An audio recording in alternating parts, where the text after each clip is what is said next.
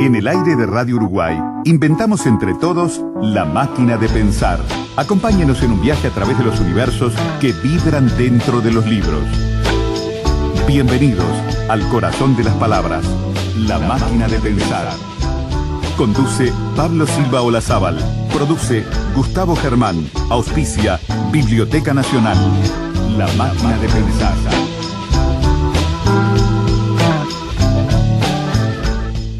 Amigos, ¿cómo están? Bienvenidos a Radio Uruguay, bienvenidos a La Máquina de Pensar. ¿Cómo andan? Espero que anden bien, porque arranca ya La Máquina de Pensar, son las 20:01 y estamos aquí en la Ciudad Vieja en un día que ha sido muy, pero muy lindo, la verdad. Es un día de semana de turismo espectacular, la verdad que espero que lo hayan disfrutado. Amigos, estamos en una semana que viene surtida, cada día estamos hablando de algo diferente y quería mencionarles simplemente un avisito. Es que el jueves 24 de marzo y el viernes 25 de marzo en la Sala Balso del Teatro del Sodre, Auditorio del Sodre, va a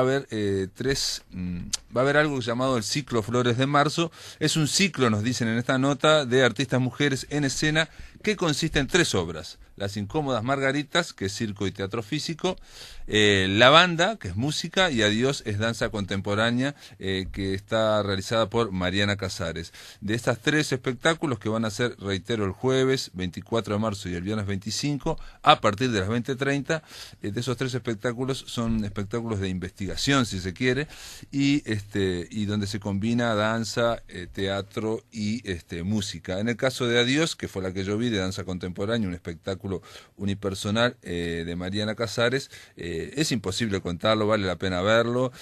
Se trata de espectáculos que de alguna forma ponen en escena algo más allá de la palabra, ¿no? Entonces comunican a nivel muy intuitivo y realmente yo la vi y Adiós, en el caso de Adiós, me quedé sorprendido de cómo se puede lograr en el público tanta concentración y en algo que no tiene palabras. Simplemente era esto. Vamos a tratar de hablar con alguna de estas, las Margaritas, Mariana Casares o La Banda para mañana, pero ahora ya mismo arranca La Máquina de Pensar así. Amigos, para mí es un grato placer saludar y darle la bienvenida a La Máquina de Pensar a un documentalista, a un ensayista, a un investigador tan interesante que hoy estamos hablando sin parar antes de empezar la nota, como es Javier Espada. ¿Cómo andas, Javier? Hola, muy bien, encantado de estar hablando contigo, pero vamos, los oyentes se han perdido ya una conversación muy jugosa. Tendremos que volver a hablar de algunas cosas. Vamos a tener que hacer una síntesis. Javier Espada es un investigador, es un especialista en Luis Buñuel. El hombre es de Calanda, ¿no? O por lo menos estás en el centro. Sí, naciste en Calanda, ¿no? Sí, nací. Es importante eso, hay que decirlo. Sí, yo también nací en Calanda. Calanda es un pueblo chiquito de Zaragoza donde, lo hizo famoso el amigo Luis Buñuel. Pero Javier no solamente es investigador, no solamente está vinculado al Centro Buñuel de Calanda, sino que ha dedicado documentales a Luis Buñuel y un detalle, viendo un poco las investigaciones, los documentales de Javier, que los voy a decir ahora. Miren, primero hizo El último guión Buñuel en la memoria, en el 2008. Después hizo, ¿cuál hiciste después? Una mujer sin sombra, Asunción Balaguer, que es la viuda de Paco Rabanne, ¿no? Alguien que era, digamos, parte del universo protagonista del universo de Luis Buñuel. Después hiciste un documental, que es el reciente, del 2015, Tras Nazarín, la célebre película de Buñuel, donde tratás de, ahora te voy a preguntar qué haces tras Nazarín, ¿no? Pero con esto quiero decir, guionista también del cortometraje Residencia del Milagro, Buñuel y la linterna mágica para el público infantil. Viridiana 50, documental con entrevistas a Silvia Pinal, Carlos Saura, en fin, Jean-Claude Carrier. También tenés un libro que me llamó la atención, ahora no puedo leerlo porque lo tengo aquí todo esto, que se llama Conversaciones con Carrier. Sí. Jean-Claude Carrier, el célebre guionista, que hizo algo que es muy difícil hacer, ¿no? Es decir, alguien que estuvo vinculado a Buñuel y tuvo una vida propia después, ¿no? Tuvo una vida artística propia, ¿no? Eso es muy difícil, ¿no? Hizo algo que yo creo que nunca le terminaremos de agradecer, y es convencer a Buñuel para que escribiera su libro de memorias. Wow, que sin ese libro, que por otra parte es muy divertido, nos hubiéramos perdido conocer a Buñuel como se conoce a un plano tan humano, ¿no? Con este libro, Mi último suspiro, que desde luego es muy recomendable para todos los oyentes. Mi último suspiro, yo puedo decir que me fascinó, me acuerdo cuando salió en el año 83, pero aparte es un libro que es fascinante. La primera vez lo leí yo creyéndolo todo, que todo era verdad, y la segunda vez lo leí años después diciendo, no creyéndole nada, ¿no? Todo es ¿no? Este Buñuel que está metiendo un Paco tras Paco, se está metiendo. Hace poquito, muy poquito, hace 4 días, alguien en las redes sociales, en Facebook, es un escritor, que lo conozco, amigo, lo descubrió y me dijo, y puso en Facebook, ¿por qué nadie me había dicho nadie de este libro, ¿no? O sea, es increíble cómo la gente va redescubriendo una y otra vez Mi último suspiro, que desde ya lo recomendamos. Es una gran autobiografía de Buñuel, ¿no? Y más que verdadero o falso, es divertido y cuenta historias. Y las historias pues dependen también un poco de la memoria de cada uno, ¿no? Claro. Entonces, pero desde luego es un testimonio increíble para conocer Buñuel y, digamos, sus alrededores, porque Buñuel es un intelectual del siglo XX y le tocó pues vivir la guerra civil, el exilio, estar en Estados Unidos, casi convertirse en la primera víctima del macartismo por las acusaciones que hizo su amigo, entre comillas, Salvador Dalí, sí, etcétera, claro. Me gustaría hablar de eso, porque se ha dicho, y digo, esa es la idea.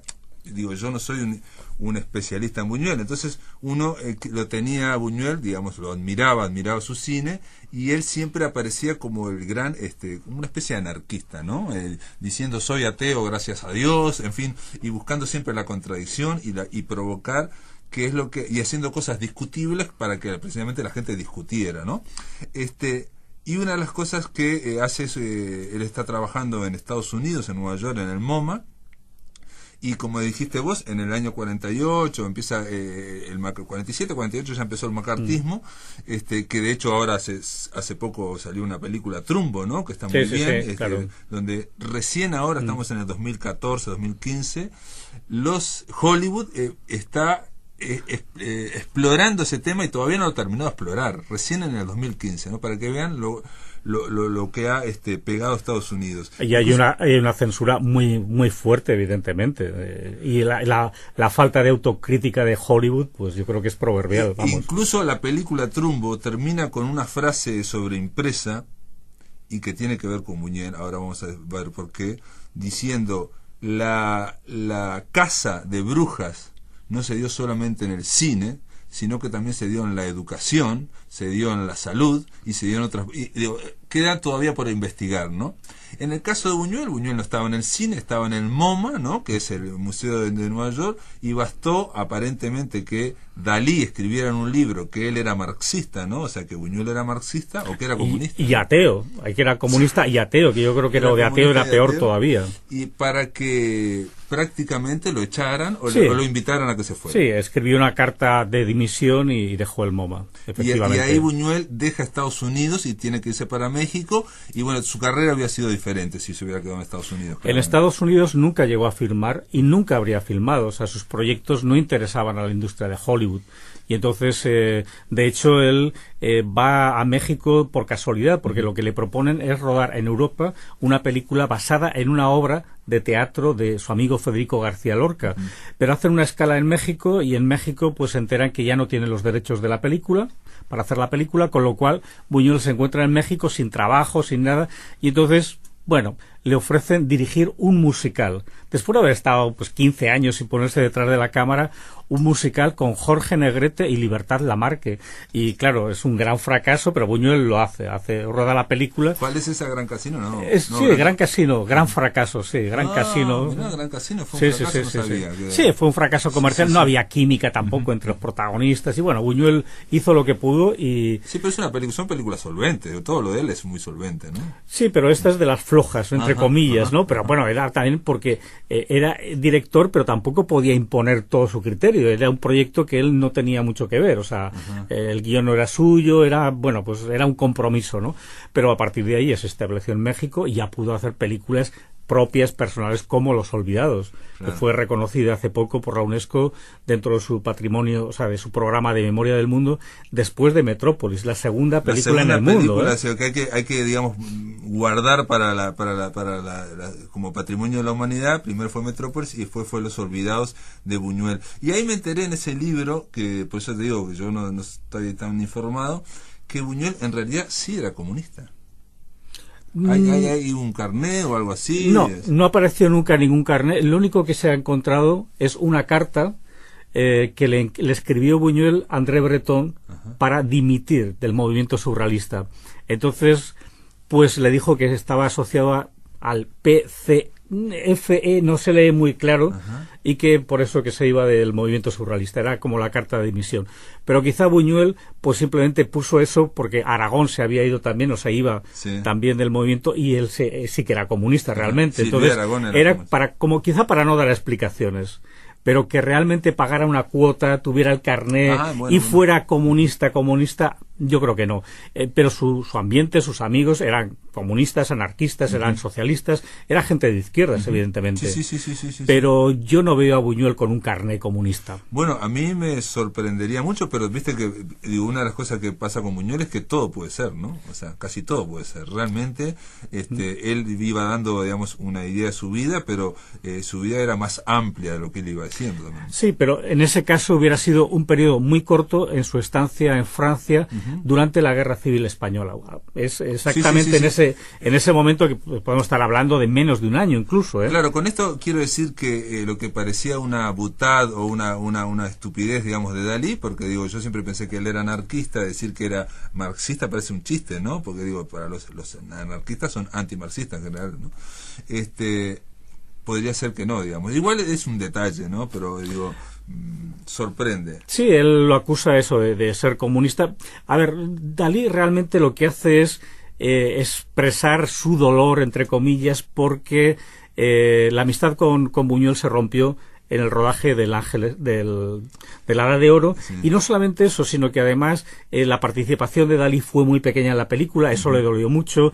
Buñuel incluso lo llegó a quitar de los créditos, y había una cierta enemistad, ¿no? Y entonces una forma de echarle en cara todo eso fue escribiendo un párrafo ahí, una página larga en este libro, La vida secreta de Salvador Dalí. Él lo que le dice que había hecho unas blasfemias que eran ridículas, que no sé qué, que atacaba a la iglesia porque era un comunista y un ateo. Cosa que Dalí también lo había hecho también, ¿no? Sí, pero él, sus blasfemias eran grandiosas, claro, eran mucho más grandes y eran más artísticas. Y lo terrible de todo esto es que tanto Dalí como Buñuel estaban tratando de en el desastre que había sido la guerra civil y lo que era Europa luego en la Segunda Guerra Mundial, estaban tratando de hacerse un pequeño hueco como artistas, y lo que le enojó, claro, mucho a Buñuel es que la humorada, digamos, si es que fue una humorada, tuvo consecuencias muy directas sobre su vida, ¿no? Sí, pero Dalí nunca se sintió culpable, no tenía conciencia, eso para él le daba exactamente igual. Es más, Buñuel le pide $50 porque está sin trabajo, con su mujer, sus hijos en Nueva York, y Dalí está hospedándose en el Hotel Mercure, carísimo, con muchísimo dinero, y Dalí le escribe 5 folios, una carta de 5 folios para decirle que no le presta dinero. Y no le prestó dinero. Pese a eso, cada vez que Buñuel ganaba un premio, pongamos Belle de Jour en Venecia, la primera felicitación que llegaba era un telegrama de Dalí, siempre. Y además, de vez en cuando le escribía a Buñuel, le decía: tengo ideas que te harán... Para hacer una película. Que te harán reír para hacer la continuación de Un perro andaluz. Y además le escribía en francés. Y Buñuel, ya harto de que le propusiera seguir, le contestó en español: agua pasada no mueve molino. Punto. En Mi último suspiro dice al final que el propio Dalí hizo declaraciones públicas donde le preguntaban a Dalí si él se uniría, digamos, o si se volvería a por lo menos a encontrar con Buñuel, ¿no? Y entonces creo que no sé si Buñuel o él le había dicho, se podría brindar, podríamos brindar con champán, dice Dalí, pero yo no bebo. Bueno, sí, pero realmente estuvieron a punto de encontrarse los dos. ¿Ah, sí? En París, en una cena privada organizada por Jean-Claude Carrière en su casa. Coincidía que los dos iban a París y entonces Jean-Claude Carrière lo habló con Buñuel. Sí, me gustaría cenar con Dalí y no sé qué, pero claro, en privado, porque no iban a quedar en un sitio público que se llenara de periodistas, que Buñuel no quería saber nada de eso, ¿no? Y coincidió que los dos se pusieron enfermos, cada uno por su lado, y Dalí regresó a España y Buñuel a México. Bueno, eran muy mayores, tenían ya muchos años, pero sí que hubo un intento por ambos de reencontrarse. Increíble, increíble. Bueno, y Buñuel, digamos, me decías que fuera micrófono, creo que el tema de que era hasta escritor. Obviamente él era escritor. Hay algo increíble con Buñuel que es muy difícil de explicar. De hecho, no sé, no tengo la explicación, pero a mí me pasó en un libro que edité sobre un escritor uruguayo, Mario Lebrero. Yo le alcancé el libro Mi último suspiro, ¿no? Entonces Mario Lebrero no le interesaba tanto, sobre todo era muy crítico desde el punto de vista cinematográfico de Buñuel, igual que de Chaplin, ¿no? Tenía una idea, bueno, muy de él, y si querés después te la explico. Pero el tema es que cuando empieza a leerlo, me dice, esto está escrito por Jean-Claude Carrière, está escrito por un escritor francés, dice, ¿no? Evidentemente, ¿no? Entonces me habló mal del libro. Y bueno, lo dejé por ahí, bueno, vamos a ver. Y al mes le pregunto el libro y me dice que es fascinante y que no comprende cómo una persona hablando a otro que escribe en francés, ¿no? No sé si está escrito en francés. Sí, sí está. Bueno, esto tiene una explicación muy fácil. Dice, ¿cómo? Dice, suena en español como si Buñuel estuviera hablando. A ver, el tema es el siguiente, o sea, Jean-Claude Carrière y Buñuel pues trabajaron en muchos guiones, más de 6 que son los filmados. Hay películas que prepararon, como Agón, por ejemplo, y otras 2 más que no se llegaron a filmar. Y Buñuel para escribir los guiones se encerraba en sitios como un balneario que no había nadie y estaban juntos todo el día trabajando, ¿no? Con lo cual había ratos que en lugar de trabajar pues se contaban historias. Y a lo largo del tiempo Buñuel le había contado su vida a Jean-Claude Carrière varias veces. No solamente una, varias veces. Sí. Entonces Buñuel estaba mayor, estaba en México, Jean-Claude Carrière con una excusa para ir a México y se acercó a verle. Y entonces le planteó escribir esto y Buñuel dijo, no, hasta los mayordomos de las estrellas escriben sus biografías, yo no quiero le daba mucha vergüenza, ¿no? Sí. Entonces Jean-Claude se fue a su hotel y escribió un capítulo como si él fuera Buñuel, con lo que le había contado. Y al día siguiente Buñuel lo leyó y dijo, pero si parece que lo haya escrito yo. Increíble, sí. Y trabajaron en la biografía como trabajaban en los guiones. En los guiones lo hacían conjuntamente, las notas las tomaba Jean-Claude, luego lo pasaba limpio y Buñuel lo supervisaba y corregía. Entonces, este es el planteamiento de trabajo, es decir, no es exactamente que lo escribiera Jean-Claude Carrière, digamos que lo dictaba Buñuel, y es el cómo se escribió el libro. Es un libro que, claro, se basa en la memoria de Buñuel, a veces hay errores de fechas, hay cosas que faltan, pero es un libro imprescindible. Impresionante, es un libro impresionante que lo recomendamos. Se llama Mi último suspiro, de Luis Buñuel. Amigos, después de la pausa seguimos aquí en La Máquina de Pensar. Estamos hablando con el especialista aragonés llamado Javier Espada, un especialista que la verdad que es sorprendente escucharlo, especialista en Luis Buñuel. En el aire de Radio Uruguay, La Máquina de Pensar. Amigos, continuamos en La Máquina de Pensar. Estamos conversando con el investigador español, el hombre es aragonés, nacido en Calanda, el pueblo de Luis Buñuel, sobre ese gran artista que fue Buñuel, que digo, Zaragoza tiene 2 artistas, ¿no? Goya y Buñuel, los 2 sordos, ¿no? Sí, bueno, Aragón. Zaragoza es un trozo de Aragón, sí. Pero bueno, es cierto. Tras Nazarín es el documental que estrenaste el año pasado, el 2015, y que te ha llevado por todo el mundo, ¿no? Por más de 50 festivales, creo, algo así. La verdad es que ni los he contado, pero es increíble, y sobre todo porque yo no no tengo un equipo detrás que envíe copias a festivales, sino ha sido gente que lo ha visto y lo ha querido programar, ¿no? Que yo creo que es lo más interesante, ¿no? Tuve la suerte de que se estrenara en el Festival de Guadalajara en México hace un año exactamente, y allí pues había muchos directores de otros festivales. Por ejemplo, de España estaba el director de la Seminci, el director de Gijón, y ambos me dijeron que querían la película. Y dije, vale, pues el primero, el estreno será en el festival que sea antes, ¿no? Que era Seminci, con lo cual se estrenó ahí y luego pasó también en el otro. Y luego lo ha seleccionado pues Huelva. Esta semana se proyecta también en Medina, se proyecta también la Mostra Latinoamericana de Cataluña. En fin, va a seguir haciendo su recorrido. Ahora está en Estados Unidos también el Festival de San Diego. ¿Y los mexicanos cómo la vieron? Porque el análisis es la película de Nazarín, y viste que siempre hay como una especie de nacionalismo, ¿no? Por lo menos Buñuel lo habla muy claramente, ¿no? La industria cinematográfica mexicana. Pues lo han visto con mucha emoción, en algunos casos incluso han llorado. Entonces, porque este es un viaje por la memoria de un rodaje, pero hecho desde un poco la emoción. Yo no pretendo contar la verdad haciendo un documental. Yo pretendo contar una historia, y las historias también pueden contener emociones, y es lo que intento con Tras Nazarín, que esas emociones lleguen al público también, ¿no? Que notemos el paso del tiempo, notemos el sentido del humor de Buñuel, en fin, muchas cosas que están en torno a la película Nazarín, y sin esas cosas Nazarín no sería lo que es. Entonces es un viaje por la memoria, un viaje en el que me voy con el álbum de fotografías que había hecho Buñuel a buscar los lugares donde había estado rodando Buñuel, buscar exactamente el mismo sitio con la cámara Leica donde él se había puesto a tomar esas fotos, ¿no? Y los encontré todos, y luego filmo también buscando exactamente el mismo encuadre que había hecho Buñuel. ¿Y esos pueblitos, se mantenían? ¿Habían cambiado mucho? Se mantienen, están prácticamente igual, pero son unos pueblos que cuando yo los recorrí la primera vez sentí que Buñuel los había elegido porque le recordaban a su infancia, le recordaban a su tierra natal, ¿no? Y por eso Buñuel había escogido hacer esta película y rodarla precisamente allí, en pueblos humildes, con calles de tierra, con plazas presididas por una iglesia de piedra que hay allí, con calles, polvorientas, casas de adobe, que es muy parecido a como era esa Calanda que él recordaba de su infancia, ¿no?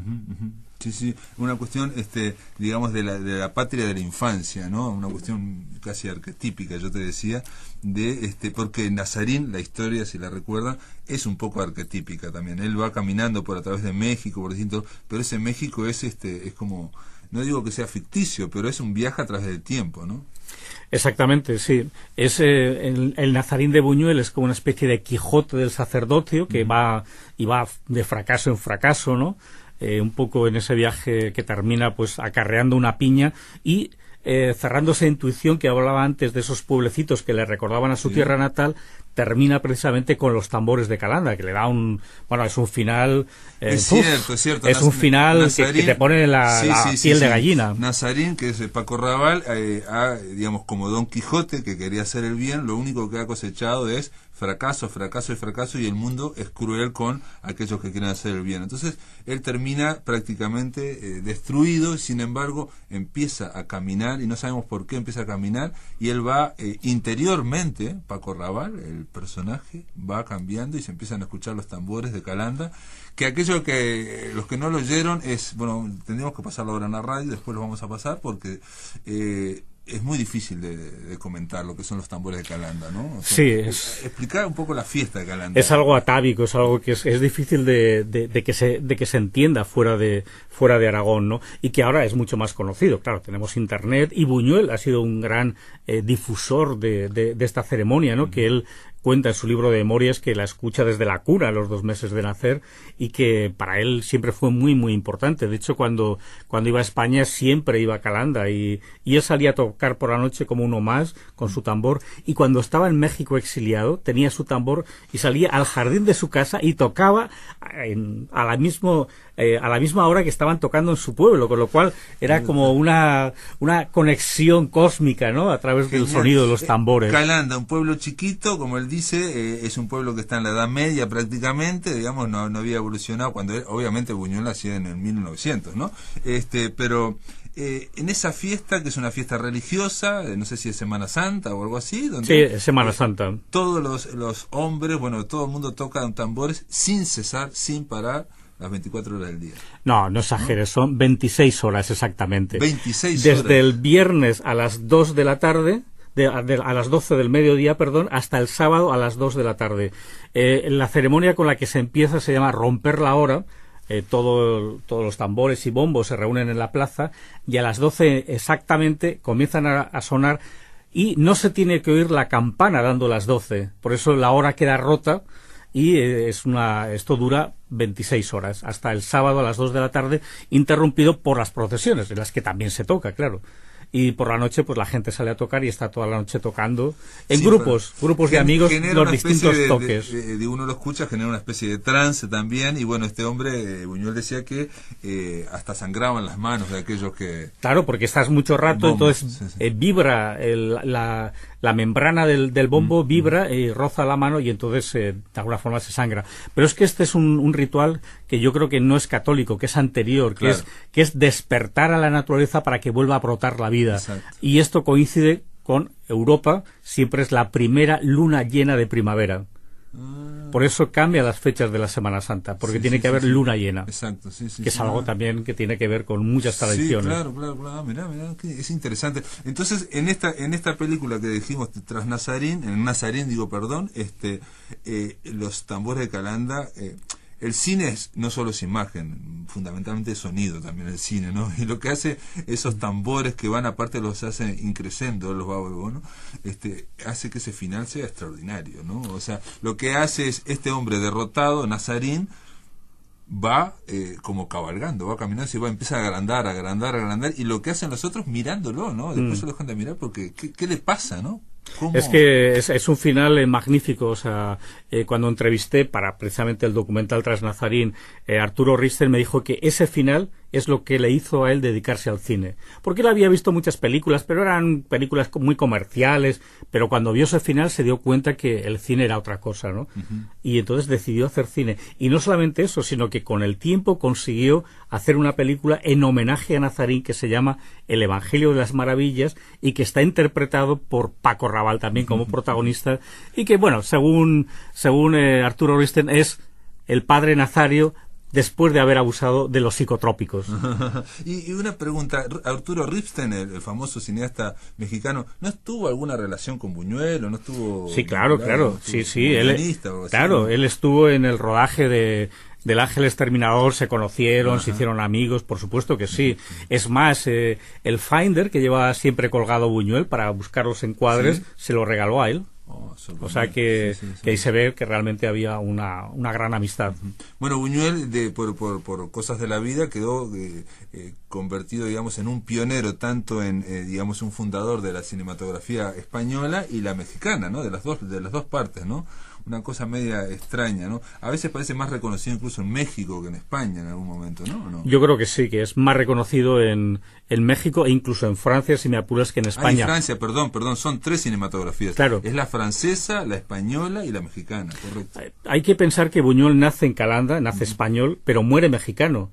Buñuel perdió su nacionalidad española y en México pues tuvo nacionalidad mexicana, que es con la que muere. Entonces yo creo que eso también hay que tenerlo en cuenta. Y México es el país que no solamente acogió a Buñuel en el exilio, sino que le permitió ponerse detrás de la cámara, haciendo un cine alimenticio, en palabras de Buñuel, pero también obras personales y que han pasado a la historia del cine. Eso no solamente hablamos de Los Olvidados, pero podemos hablar de él, de Nazarín, evidentemente El Ángel Exterminador, en fin, hay muchas películas. Claro. Sí, hay muchas películas y son todas extraordinarias. Él, por ejemplo, es una película extraordinaria que no se conoce tanto, digamos. Javier, y si dijéramos de Buñuel, obviamente es un universo y la prueba está en todo tu trabajo que sigue, da para seguir. pero ¿cuál es el peso? ¿Cuál sería la medida? ¿Cuál sería ahora, desde el 2015, 2016, el aporte del cine de Buñuel? Porque uno va cambiando. El cine de Buñuel en principio era casi, sobre todo la parte incluso francesa, como muy surrealista, muy enigmática, y lo que pasa muchas veces con la cultura, ¿no? Que cuesta descifrarlo, pero ocurre que al pasar las décadas algunas cosas no quedan con la misma fuerza, ¿no? ¿Cómo lo ves ahora o qué te parece que es el aporte de Buñuel ahora? Mira qué pregunta te estoy haciendo. Sí, no es fácil, pero también lo es. No es sencillo, pero yo creo que hay una cosa, y es que Buñuel sigue estando vigente, pero la vigencia de Buñuel está en varios terrenos. El primero, que no puedes imitar a Buñuel, que Buñuel te enseña a ser tú mismo, a sacar las historias que tú llevas dentro. Yo creo que eso es muy importante. Lo segundo que nos enseña es que las historias que queremos contar tienen sus raíces también, tienen la parte del inconsciente, del deseo, esa parte más violenta, y eso forma parte de lo real, y eso forma parte también del cine o de la creación, porque Buñuel es capaz de alguna forma abrirte los ojos o de alguna forma golpearte incluso, en un sentido figurado, claro. Y eso da igual si eres cineasta o eres poeta o eres fotógrafo o eres escritor. Yo creo que esa es la virtud que sigue teniendo la obra de Buñuel, esa capacidad que tiene de provocarte, de provocarte algo, ¿no? Y de alguna forma de llevar a la superficie cosas que hay dentro de uno, ¿no? Cuando ves su cine, cuando ves la fuerza que tienen insectos que aparecen ahí, las imágenes, esa poética brutal a veces de Buñuel, yo creo que sigue siendo totalmente vigente y totalmente válida, sobre todo para eso, para ser uno mismo. Claro. Hay algo de Buñuel que por un lado es un narrador muy solvente, o sea, sus historias están muy entramadas, muy encadenadas, ¿no? Los caracteres, las personas, todo, pero por otro lado siempre trata en algún momento, de buscar lo irracional o buscar lo poético. Alguien decía que era buscar lo poético, lo cual me parece muy bien también, o sea, es buscar una esquina de la realidad que figura en la película y uno lo quiere buscar símbolos, no sé qué, y no figura ahí, ¿no? Es como lo otro es los sueños, el inconsciente, lo que vos dijiste, que también claramente ese sería otro legado, digamos, poner en el cine lo inconsciente, pero está esta parte poética. Bueno, a Buñuel, si le dicen que su cine es poético, se hubiera enfadado, hubiera dado un puñetazo encima de la mesa y esas cosas, porque la poética es otra cosa para él, ¿no? Sí. Pero es cierto que hay una poética en su cine, pero es una poética que yo creo que hunde las raíces también en el mundo de los sueños, del deseo, del erotismo, y es una poética que, insisto, a veces es un poco brutal incluso, ¿no? De lo fuerte que es, ¿no? O sea, es como el corte del ojo, ¿no? Son imágenes que te dejan impactado, ¿no? Y cuando hablabas de esas tramas que hace Buñuel, bueno, es que Buñuel trabajaba mucho los guiones previamente. No era un guión, lo trabajaba en serio muchas horas para llegar a filmar, y filmaba muy concienzudamente. Y eso se nota, pero además él veía muchas veces a los personajes con mirada de entomólogo, porque él había estudiado entomología, le interesaban muchísimo las ciencias naturales. Los insectos, le gustaban mucho. Entonces a veces veía a sus protagonistas como insectos. ¿Y cómo sería la mirada de entomólogo? ¿Cómo sería? Pues es una mirada como de un científico con una cierta distancia, y de repente... Y sin juzgar, digamos. Sin juzgar, se mueven por su instinto. Sin valores morales, sin juzgar. Claro, o sea, pues una araña pica porque está en su naturaleza. Y no sé, es un poco así con esa... es muy una cuestión media fría, y aparte, digamos, en eso es muy como muy moderno, digamos, o muy actual, ¿no? O sea, Tarantino se hace famoso, no sé qué, no sé cuánto, pero digo... Pero eso ya estaba en Buñuel, claro. Buñuel hace esos detalles de extrema crueldad a veces, ¿no? Bueno, Buñuel dice, los paranoicos son como los poetas, nacen así, por ejemplo. Yo creo que el sentido del humor es muy importante también para entender su obra. Hay un detalle, te quería preguntar vos como investigador también, porque en este libro del año 83, Mi último suspiro, él, por ejemplo, claro, yo lo leí, me lo creí todo. Entonces, en una parte, él habla mal de México, en el sentido de que estamos hablando de los años 50, ¿no? Lo que era México en esa época, y dice, es un lugar donde todo el mundo ama las armas y todos están armados. Entonces un día le dije a un productor, usted y yo debemos ser los únicos que no tenemos armas, y el productor dice, hable por usted, porque yo tengo, ¿no? Entonces parece... Claro, eso lo puso en una escena de una película en la que están jugando a las cartas con un cura, y un señor le dice al cura: padre, usted y yo somos los únicos que no llevamos armas. Y entonces el cura saca la pistola, saca una pistola y dice: hable por usted. Sí, hable por usted. Bueno, pero con esto quiero decir que uno lo lee a Buñuel y parece que obviamente Buñuel está criticando las cuestiones de las armas. Y después me entero por otro lado que Buñuel tenía armas y le encantaban las armas. Tenía una gran colección de armas. Revólver. Entonces digo, es gracioso. Uno lee el libro, parece que está criticando y él era así. Claro, pero él le gustaban las armas y tenía una colección de armas, pero jamás pensaba en disparar a nadie. Son otro concepto, claro. Pero el arma le parece. Lo que te quiero decir, digamos, es decir, hay una cuestión como igual que a veces hablar de anarquista y hablar mucho contra los comunistas y después aparece otra cosa. Sí, porque Buñuel es contradictorio, eso es riqueza. Si eres plano, pues al final pues no tienes riqueza. Y Buñuel, esas contradicciones suyas son las interesantes. Pero piensa que Buñuel era hijo de un hacendado rico que se hizo rico precisamente en Cuba con una ferretería en la que, entre otras cosas, vendían armas. Y entonces a su padre le regalaban pues armas que algunas heredó Buñuel, y heredó también esa pasión, ese gusto por las armas, ¿no? Pero al mismo tiempo criticaba la violencia que había en México y los sombreros mexicanos, que le parecían horrorosos. No, mi pregunta era si investigándolo descubriste cosas llamativas o sorprendentes como estas que me pareció a mí, digamos, por un lado él hablando mal de las armas, por otro lado tal cosa, digamos, esa idea de que él hay un documental que le hizo, creo que le hizo Cahiers du Cinéma, donde van a entrevistarlo a Toledo, ¿no? Entonces él amaba a Toledo y entonces empieza a documentar diciendo: no, a mí Toledo me parece una ciudad muy sucia, la gente orina por las mañanas, orina pero, en las calles. A ver, Dice, pero usted por la tarde ayer me dijo que Toledo era la mejor ciudad. Dice, sí, pero yo por la mañana digo una cosa y por la tarde digo otra. Claro, pero es que pongámonos en situación. André Labarre le quiere hacer una entrevista a Buñuel y Buñuel le dice: bien, pues en Toledo. Sí. Porque Toledo es una ciudad muy especial para mí, vale. Entonces van con camiones, porque entonces lo hacían en cine, claro. Van allí, pues y la primera película, la primera pregunta que le hace es: ¿a usted le gusta Toledo? Y claro, Buñuel le dice, en lugar de decirle: pero vamos a ver, si te he citado aquí, ¿cómo no me va a gustar Toledo? Pues entonces le dice lo contrario: no me gusta Toledo. Toledo está lleno de callejones malolientes, ¿no? La gente y el otro orina y el otro se queda todo cortado. Luego por la tarde está tomando vino y le dice: qué bonito es Toledo. Dice: pero si usted esta mañana, dice: bueno, sí, pero ahora a estas horas ya me empieza a gustar Toledo. Y claro, le está tomando el pelo, pero es que además las bromas que hacía Buñuel, ¿no? Otra pregunta que le hace, de estas fáciles que hacéis vosotros, ¿no?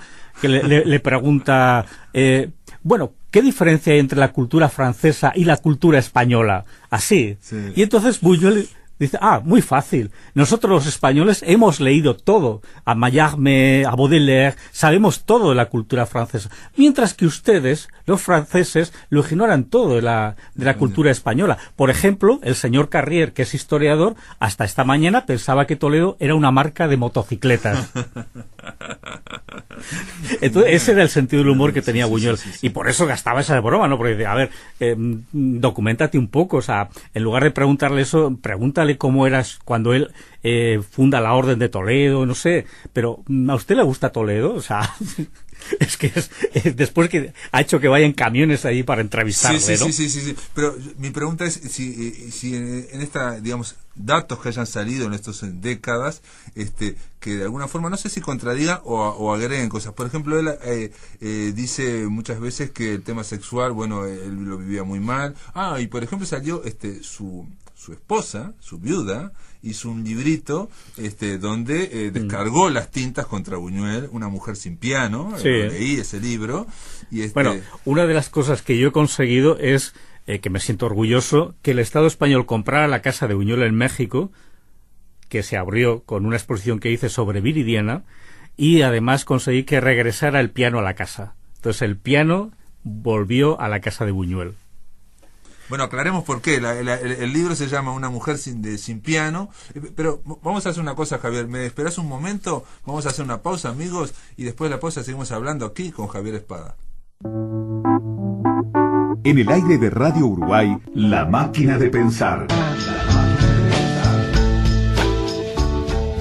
Amigos, seguimos aquí en la máquina de pensar, estamos conversando animadamente con Javier Espada, investigador español. Quedó planteado en el otro bloque, simplemente muy breve. Jean Rucard es la viuda de Buñuel, escribió junto con una muchacha mexicana un librito llamado Una mujer sin piano, donde muestra, digamos, la parte no tan conocida de Buñuel, que es la parte, digamos, de la familia, y donde ella, que era una deportista y tocaba el piano, en fin, una serie de cosas, Buñuel le planteó que tenía que sacar el piano, o sea, dedicarse a la casa, ¿no? O sea, un acto como muy machista.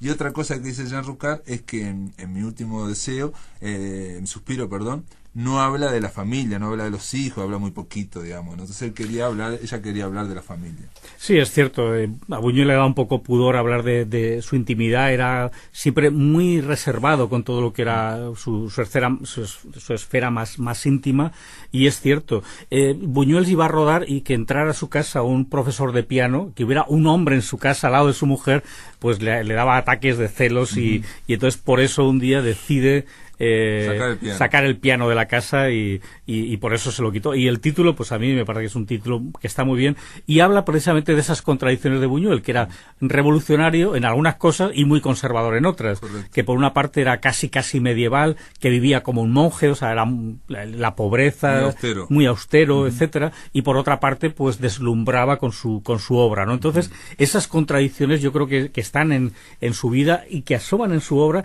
y son como puntales en las que se apoya también y hace que sea una obra tan consistente, porque al final, desde su primera a su última película, si exceptuamos probablemente Las Urdes y Los Olvidados, está contando siempre la misma película, una película que tiene que ver con el deseo insatisfecho. Bueno, eso te iba a decir, con el deseo sexual y la represión entre, digamos, lo que era la conciencia y el inconsciente, ¿no? Exactamente, ese enfrentamiento entre la realidad y el deseo, ¿no? Que está como muy latente en toda su obra, también, lo social, la crítica de la burguesía, la crítica de la religión, o sea, la religión es una de sus grandes obsesiones, ligada con el sexo en muchos casos, ¿no? Claro. Porque él decía que no concebía el sexo sin el pecado, o sea, porque el sexo con pecado era como más placentero, ¿no? Porque había una transgresión. Y generaba el sexo con represión o con pecado, incrementaba el deseo, ¿no? Y la liberación absoluta sin la religión lo que hacía era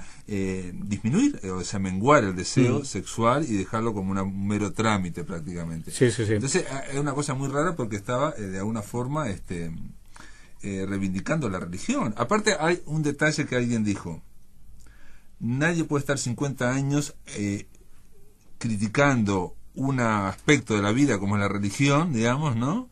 Y sabiéndolo tanto, si no le interesa. No, por supuesto, en su biblioteca estaba lleno de libros que tenían que ver con la religión, y hay un episodio que procede también de Calanda y que le marcó muchísimo, y es que en Calanda aconteció un milagro. Sí. Ese milagro de lo mencionan. Sí, que le cortaron la pierna y la Virgen le volvió a poner la misma pierna, y que eso está muy presente en su obra, desde Simón del Desierto, por ejemplo, que hay alguien que le han cortado las manos y aparecen las manos, y la niña de este señor le pregunta, ¿pero solo es más manos? Y lo que hace le da un cachete y dice, cállate, tonta. O sea, que ese es el sentido del humor, pero si eran o no las mismas manos, solamente tiene sentido la pregunta con respecto al milagro de Calanda, que la pierna sí que era la misma, que llevaba más de 2 años que estaba muerta y enterrada, ¿no? Entonces genial. Tienes ese punto, ¿no? Pero evidentemente le marcó muchísimo toda su infancia, todo lo que tenía que ver con la religión, estaba muy presente. En Nazarín, por ejemplo, yo creo que es su primera gran obra religiosa, pero una vista con una vuelta de tuerca de la religión, porque al final el personaje de Nazarín le interesa desde el punto de vista humano, un ser humano que tiene unas creencias y que fracasa, pero que lucha y le interesa sobre todo eso, ¿no? El ser humano, y casi a veces con esa mirada de entomólogo, ¿no? Sí, bueno, incluso digo, Nazarín, ahora no recuerdo bien, pero fue premiado, sacó un premio de la Oficina Católica, algo así, digamos, porque en realidad en Nazarín lo que ocurre es como al estilo de Quijote, ¿no? Por más que tengas una idea y tu idea idea esté equivocada y el mundo te diga que no es así, si es una cosa muy español, ¿no? Si continúas y persistes, vas a lograr algo, ¿no? Algo sí, o sea, es esa tozudez, ese seguir adelante el camino para buscar algo, ¿no? Por eso ese final magnífico con los tambores acarreando una piña en busca de su destino, ¿no? Un final abierto, pero muy potente, casi telúrico, ¿no? O sea, y es lo que intenté también plasmar un poco en ese documental. Eso te iba a decir, Tras Nazarín es tu documental, va a ser exhibido en el Centro Cultural de España. No, creo que es en la Cineteca, es en el marco del festival. La Cinemateca, sí. En la Semana de Turismo ahora. No, en el Festival de Cine de Uruguay. El Cine de Uruguay, sí, pero es dentro de la Semana Santa, digamos. Nosotros decimos Semana de Turismo. Bueno. Pero está muy bien. Tras Nazarín, igual nosotros lo anunciaremos aquí el día antes y vamos a conversar con los organizadores del Festival de Cinemateca y me va a encantar ver ese documental. Yo estoy seguro que te va a gustar porque es la experiencia que tengo después de tantísimos festivales por todo el mundo, ¿no? No, y sobre todo esa idea de alguna forma de seguir tras los pasos de Buñuel. En Viridiana también hiciste un documental sobre Viridiana y entrevistaste a Silvia Pinal y estuviste con Paco Rabanne. ¿Qué fue, digamos, estar con esas personas? Bueno, es muy emotivo porque todos hablan con muchísimo cariño sobre Buñuel. Hice una exposición precisamente para abrir la Casa Buñuel de México, se llamó Viridiana.50, y en ese contexto pues hice un pequeño documental con entrevistas exclusivamente pues a gente que tenía que ver con la película, como el hijo de Buñuel, Juan Luis Buñuel, que estuvo en la película también, de ayudante de dirección, o Viridiana, una grandísima actriz, etcétera, ¿no? Jean-Claude Carrier también, Carlos Saura, en fin, amigos de Buñuel que están en ese mundo, y la verdad es que siempre es fascinante porque siempre te aportan, te cuentan historias, te cuentan anécdotas y son siempre muy especiales, ¿no? Recuerdo que Carlos Saura me contaba que él estuvo casado con la hija de Chaplin, sí, Geraldine Chaplin. Y Geraldine pues le decía que su padre los amenazaba cuando se portaban mal con pasarles una película de Buñuel, que supone que es El perro andaluz, ¿no? Y que tenía un proyeccionista que era asiático y cada vez que proyectaba un perro andaluz se veía la escena del ojo, se veía un golpe, ¡boom! Y era el asiático que se había desmayado. El padre era Charles Chaplin. Claro, claro. Y que en Hollywood todos los grandes cineastas tenían en su casa un salón donde proyectaban cine, claro. Sí, claro. Todos no existía el vídeo y eran películas, claro. Claro. Y todos lo tenían. Y él le encantaba a Chaplin las películas de Buñuel, aunque fuera para amenazar a sus hijos. Increíble. Y bueno, Viridiana, ya digo, hablamos de Viridiana. Y de la etapa francesa, ¿qué te parece a vos? Digo, pero así. Es una vuelta al surrealismo, pero en color. Y ya no tiene la fuerza que tiene probablemente el blanco y negro, pero es sumamente interesante porque es ver cómo es muy contemporáneo, cómo rescata cosas del primer manifiesto surrealista, por ejemplo, esa frase brutal que dice que el acto surrealista por excelencia es salir a la calle con un arma y matar a la gente al azar, ¿no? Y eso lo pone en su película y lo vemos allí, ¿no? Entonces hay tantas cosas de nostalgia también que aparecen ahí y también sus intuiciones. El último plano que filma es una explosión de un grupo terrorista. Es cierto, a él le interesaba, es increíble, a alguien en los 70 le interesaba el atentado terrorista, pero digamos de otro país que no tuviera nada que ver y digamos se adelantó, 30 años, ¿no? Porque digamos lo que nos pasó a nosotros, lo que pasó al mundo con la Torre Gemela, o sea, la idea de personas que están viviendo en Madrid, digamos, ¿no? Y que cae una bomba que no tiene absolutamente nada que ver.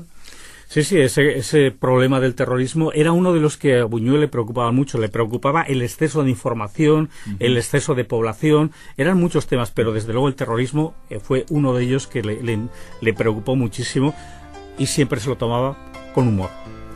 Muy bien, Javier Espada, director del documental Tras Nazarín, que por suerte van a dar en este Festival de Cinemateca aquí, lo pueden ver durante la semana en Montevideo. Gracias por estar acá, un placer hablar contigo. Un placer mutuo, ha estado muy bien la entrevista, muchas gracias. Amigos, se terminó La Máquina de Pensar, seguimos mañana a partir de las 20 horas, que lo pasen muy, pero muy